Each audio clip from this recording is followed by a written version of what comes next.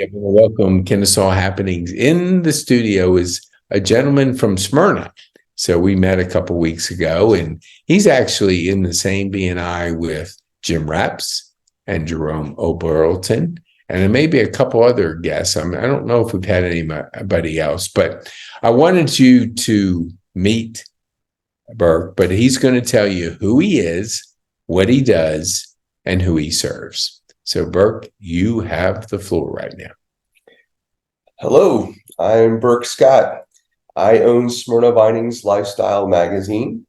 We are a local luxury magazine that is direct mailed to affluent homeowners in the Smyrna Vining's community. I serve my wife, I serve my kids, and I serve my community to the best of my ability. That's it. And I know we didn't talk very long, but you have a few kids. So you have to hustle. So what's that like being a business owner? When did you get involved with the publishing and this niche, which I believe is you're advertising in areas where people can appreciate the quality of your publication? Share with our viewers, when did you get into the business? 15 months ago. Okay. So my background is digital marketing and advertising. Oh, really? Yeah. Oh, yeah. I didn't know worked that. for startups. I've launched companies. Yeah. I've worked for companies that I've helped sell. Worked for large companies, Microsoft and Cox Communications here in Atlanta. And only launched Smyrna Vining's Lifestyle a little over a year ago. So in October of 2022, I walked out my front door with an idea for a magazine that I wanted to launch. And it took me 2 months of meeting with business owners to get enough funding or commitments for advertising to be able to launch the magazine. And we launched in January of 2023. And as a matter of fact, last night we were celebrating our 1-year anniversary with a party that we did in downtown Smyrna. Well, congratulations, because the number of people that make it out of the first year is smaller than the number that make it. What do you think, that first year? What could you share with our viewers? What were those challenging 1 or 2 things that you were able to maybe work through and successfully solve? Challenging 1 or 2 things. So many challenges. So I think the initial challenge was I've never done this before. I've never worked in print publication. I spent most of my career convincing people that the internet was the future and that they needed to be moving from traditional media to digital. So that was a big initial shift. The second challenge was I didn't have a magazine yet. I had an idea. Wow. So I had to sit down with a mock magazine and kind of talk people through and kind of share my vision for what I wanted to do and explain that, I was looking to do something that was very different than what most people are used to or expecting to see. Oftentimes when it comes to a local publication. And I know, we just had a young lady on our show, and we were talking about we eat with our eyes. And I'm a firm believer. I came from the digital world too, but I'd always caution people, we have our eyes. Mm-hmm. And so we want to touch, we want to feel, we want to look at things. And so our phones are wonderful, but we're not getting away from print. That's here. It's kind of like the print is always going to be with us. It's just how we deliver it. What made you focus on neighborhoods? Was that something that you felt that it was underserved? Yes and no. So it was. I think maybe a lot of people just recently, because everybody talks about the pandemic, I think the pandemic gave so many people an opportunity to kind of reassess and reevaluate and kind of look at. We had time to sit back and think. So the big everyday emergency of the working world slowed down suddenly, and we had nothing to do for a lot of us. And for me, it gave me the opportunity to kind of really just think about and look at what I had been doing for a career. From a digital marketing perspective, many of the advertisers that I worked with were large regional or national or international brands. And one thing I noticed quite often is that for small local businesses, the internet, from a branding perspective, did not have a really good single platform for reaching a large majority of your local residents. It's very disparate, and most of what is online, most of the platforms are built for scale. And so it's very easy to get large scale and that for those larger brands. But when you're a small business, scale is not that important to you, especially if you've got a brick and mortar. And in most cases, a brick and mortar, 95% of their customers are maybe within 3 to 7 miles away. Wow.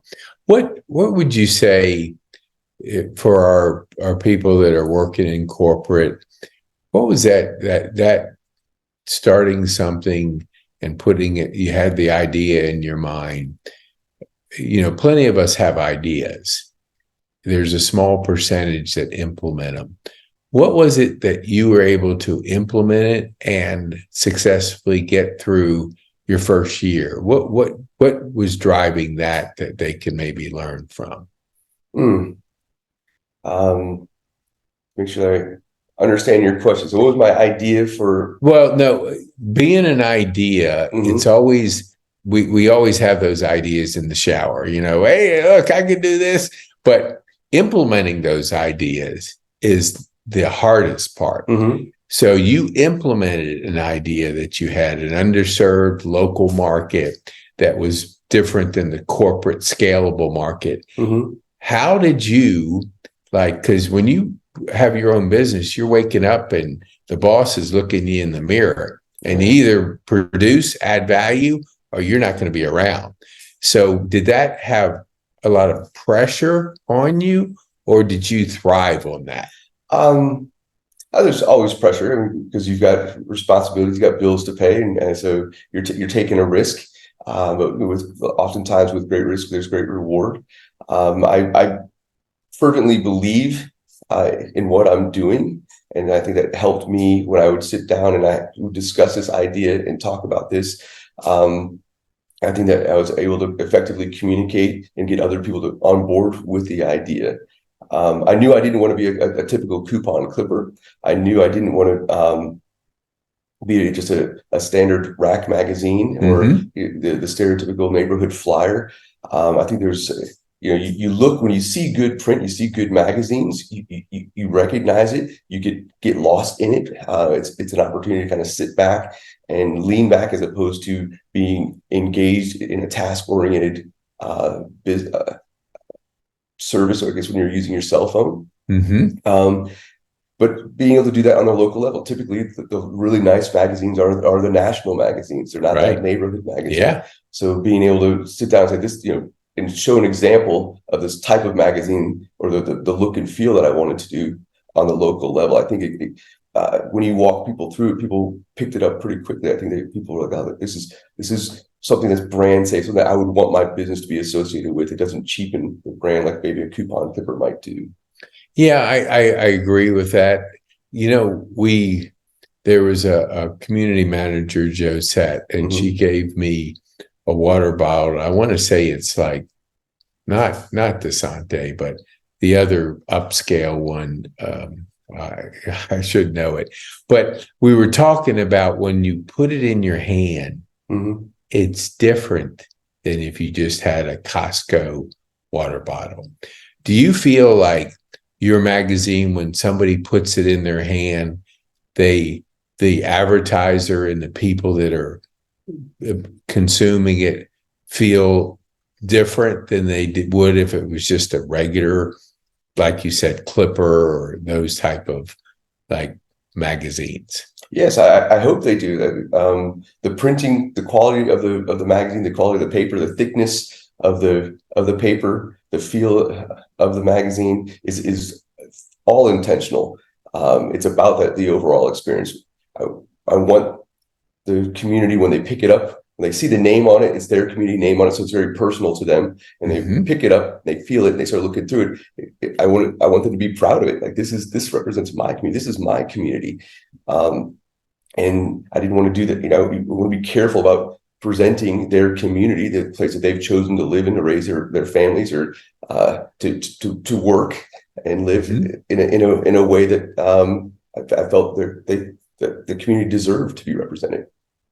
Yeah, that's good. What about the content side? I saw the outside covers, but I never dove into the content. You have some, I think, with us.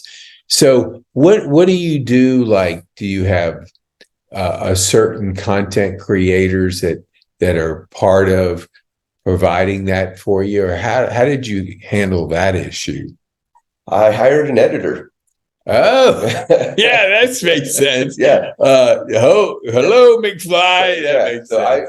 I'm not a writer myself. Okay. So my primary responsibility, the magazine is fully ad funded. Okay. So this is not a subscription magazine. It's basically it's direct mail. It's direct mail on steroids, if you think about it. Mm-hmm. But my editor is somebody who she is somebody we sit down maybe once a month, go through kind of what the topics are going to be, maybe some businesses that we want to cover. Mm-hmm. But the focus really is not to sell, it's just to inform. And so we try to take a position of informing the readers, especially because we're targeting affluent homeowners. A lot of times they don't want to be sold to. They kind of feel like, hey, I've gotten where I've gotten because of the decisions that I make. So just tell me, what I need to know and let me make my decision on my own. And so even when we're covering or talking about one of our advertisers, we want to position those advertisers as thought leaders or subject matter experts, and just kind of, and then present them, if they live in the community, talk about what they're doing in the community, as well as just not just being a business person. That's good. Building your team. I'm curious, like, did you, before you even started, have a relationship with your editor, or was that somebody you had to go out and find because you're putting this together? I had never met her before. Oh, really? So I had met her once before I asked her if she'd be interested in being my editor. So her name is Stacy Scott. A lot of times, she has the same great last name as I do. A lot of times people mistake her as being my wife, but we just happen to have the same last name. Mm-hmm. I met her at a Smyrna Business Association meeting just after I was attempting to launch the magazine. And she had a full-time job doing digital marketing for a financial planning firm in Marietta. Yeah. But she was well established and had lived in the Smyrna community for a long time.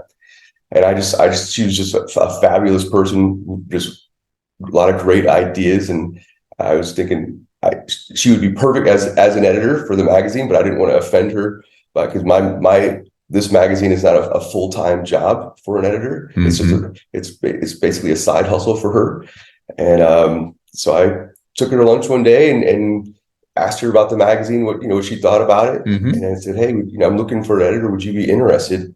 And kind of paused for a second, hoping that she wouldn't be like, that's so insulting. Why would you be asking to do this? I've got a full-time career. But she just smiled and said, I'm your girl. And we've had a great time working together. Right. And she's fantastic. That's awesome. Finding key, team members is so important in building a business, because we'll often talk about life isn't a silo, it's a collaboration out there. What would you say? We'll jump back to B&I, because I believe in the referral concept, and I believe in you have it. I didn't know Jim had told me that B&I was growing, and when I was in there, we would always hit on the roof of 50 people, but could never get above 50. How long have you been involved, and what has it done for your business?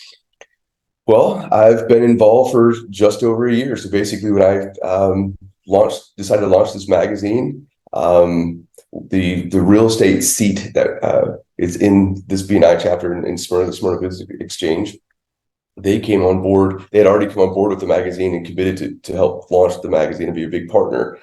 And so the fact that they were involved with B&I decided to go check it out and see what it was all about. And essentially, since they were already committed to advertising, it had already essentially paid for itself before I fully joined, which is uncommon. But it opened up a whole new world to me. working in the corporate world, working with regional and national advertisers, it's a completely different language. It's a different culture, how the small business ecosystem works. And sitting through my first BNI meeting, it blew my mind. I was like, this is like nothing I'd ever seen in corporate America. That whole referral business community just doesn't exist like that in corporate America. Yeah, this is a self-serving question. My daughter was in medical recruiting, and then she went out to Phoenix when she got married, and she was in college recruiting. So they moved back, not too long ago, and now was recruited for a financial service successful person here in town. So she had called me and said, "Dad, I'm going to need some help with local networking. And you've always been involved in the local networking. I want you to, if you could share your mindset, because I want to comment on it. It is totally different. Mm-hmm. Corporate is corporate. Local is local. What did you have to overcome as you moved to that mindset, which you don't think of building relationships like you do locally and within the BNI? What would you say to my daughter who's listening and she's now looking at different ways to get out in the community? Would you recommend BNI to her? And if you would, give her a reason why you think that would be something that could help her. So many, yes. The short answer is yes. I would recommend, if you're looking to get connected locally, the small business community, it's truly a community. You can't separate it. So what I tell people is that I believe in successful communities, but successful communities can't exist without successful local businesses, and they are interwoven. And so this local businesses is a community, but is also tightly tied to the community that they operate in or that they aim to serve. If it's a service-based business, like a home services or professional services. So yes. So from that perspective, getting involved, meeting other business owners, whether you're in the same vertical or not. You said this earlier, Pete, is that, rising tides raise all ships. And that's truly how kind of the local business community operates. And through all of their success, everybody does well. The community as well, but also even then you start looking at the schools and the products that the schools are putting out. Those end up feeding into filling those open positions within those local businesses. They also end up, those students become adults and then end up starting the businesses or the new businesses in that community. So it's all intertwined, and it's a very different way of thinking than it is with corporate America. Corporate America does not really think at the local community level. They're thinking at the scale level. Right. So it's a completely different mindset. Do you feel, no, I agree with you. Do you feel that in your living in the community of Smyrna, what other things have you found to be helpful as you, I'm going to say, connect with the local roots? Did you Smyrna Business Association? I think I heard you met your editor. What other things would you share with our viewers that have been helpful for your growth of your business? As far as other organizations I'm involved with. So I'm also a member of the Vinings Cumberland Rotary. So serving the community, again, it's about being in the community and I think one of the most important things that comes out of BNI is the mantra that givers gain. And I think having that serving heart, where you're not necessarily looking to, hey, what can the community do for me? What can these businesses do for me? But so going out and making those connections, but also serving the community, and people start recognizing that, but you start making, and so these aren't clients that when I talk about my advertisers, these are my partners, they're my friends. And so we serve together with BNI. You're meeting and you're seeing them every single week. Last night at the 1-year anniversary, a large percentage of the people in that room, the business owners in that room, were from my BNI chapter. And so we were celebrating together. Right. And so I consider many of them as friends and family. Yeah, like you said, the Rotary. A person, I was at the KBA last month, and I was at a table, and I don't know how it came up, but she mentioned she was a Rotarian, and I said, "Well, where do you meet?" And this was East Cobb, and she says Copeland's. I said, "That's 2 minutes from me." And so I had been a Rotarian 20 years ago, and I found it to be very. I enjoyed it so much because of the service aspect of it, the connection to serving, because they said they had 30 projects going on at this moment and I was just there Thursday. So that was yesterday. So I had no idea. I had kind of written it off because I don't travel as much as I used to, like driving wise. But what if you feel like, if you were talking to somebody, what have you seen Rotary do to help you in your, business quest? So for my business quest. Well, I don't want to say it's business because that's not the right question. What have you gained from Rotary since you've been involved? I've got to meet more people in the community.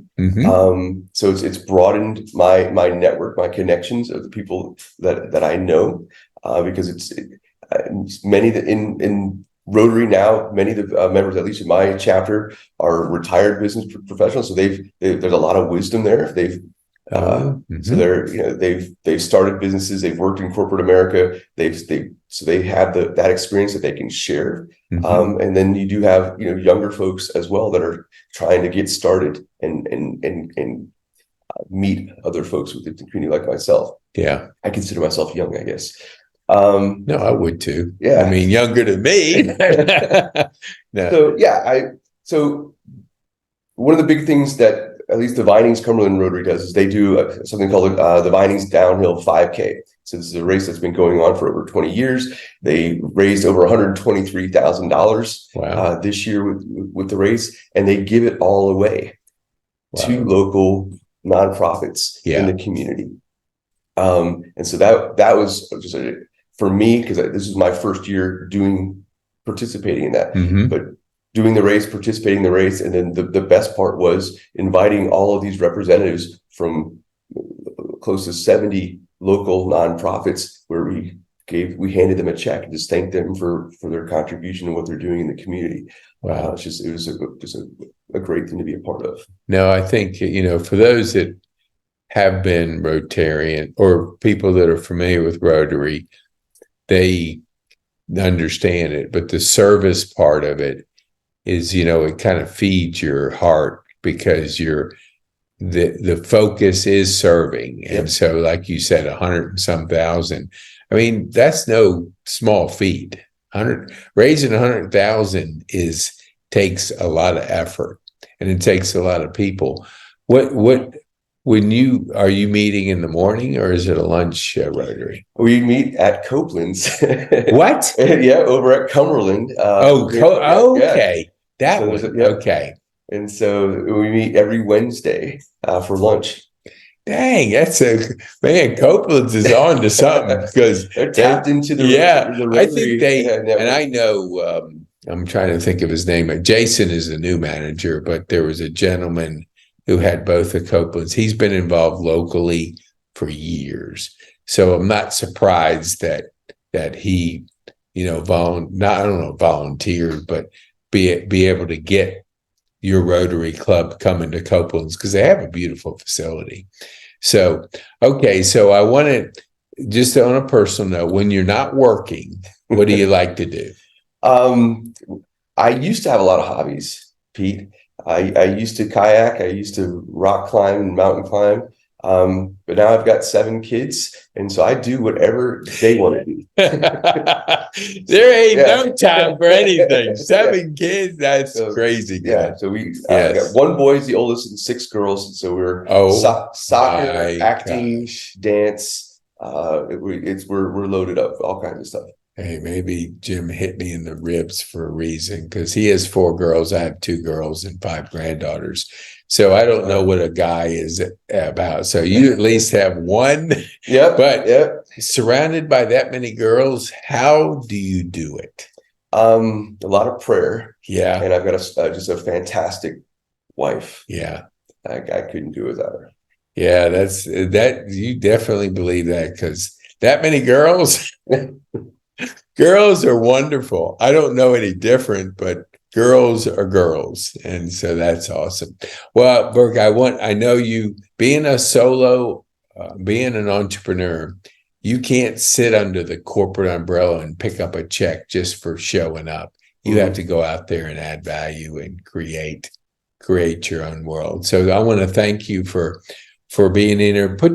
If you could put the magazine up, show our viewers, and then tell them how would they, if they're like living in the Smyrna Vinings area, how would they get a hold of you to be able to do some business with you?